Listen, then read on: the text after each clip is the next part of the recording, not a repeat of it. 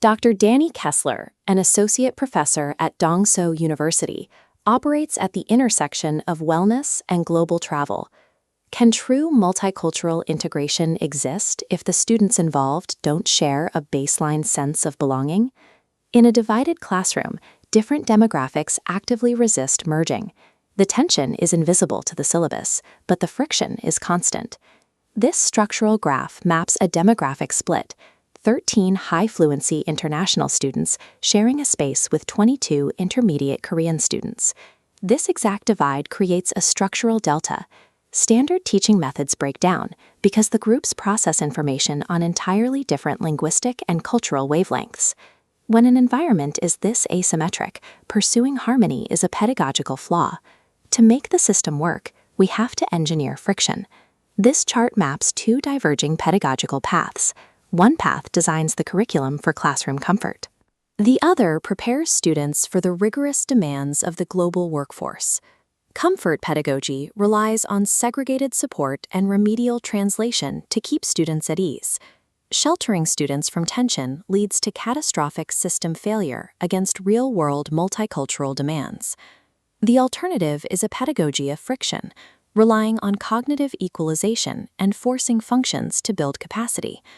A comfortable classroom produces fragile graduates. Intentional, strictly managed conflict is a required prerequisite for global workforce resilience. This diagram illustrates the three-tiered architecture required to re-engineer the classroom ecosystem, allowing it to handle high-friction processing. Before any academic pressure is applied, we must construct the base layer, a comprehensive psychological safety mesh.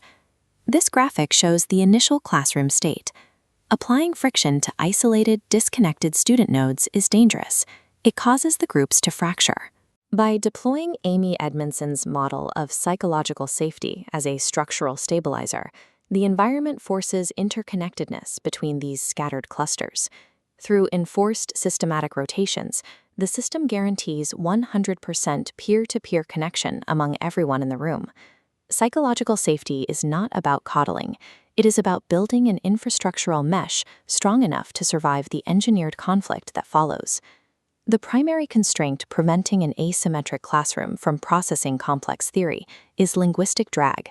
Phase 2 deploys Notebook LM as a bilingual AI middleware to equalize linguistic capacity across the cohort.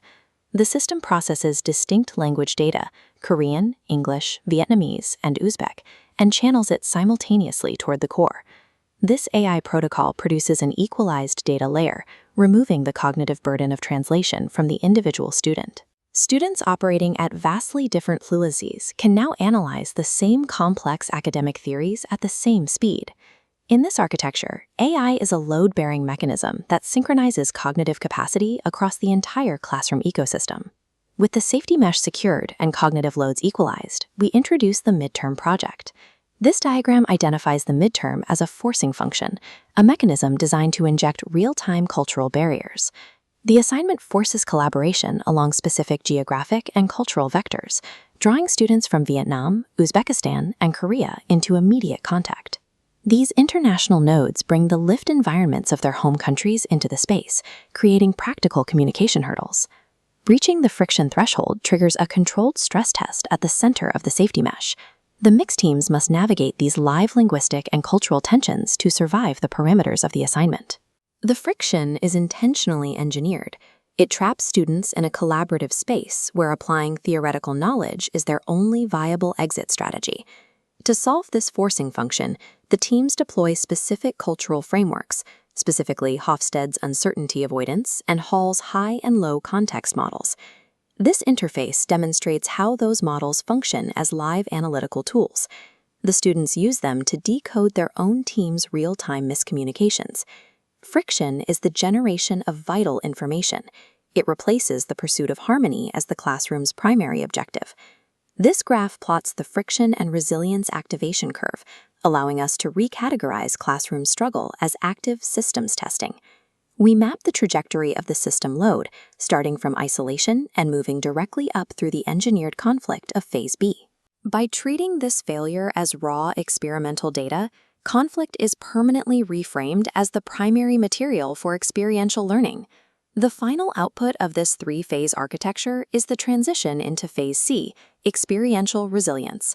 This forces us to answer the question challenging modern universities. Are institutions building safe spaces, or are they engineering resilient leaders?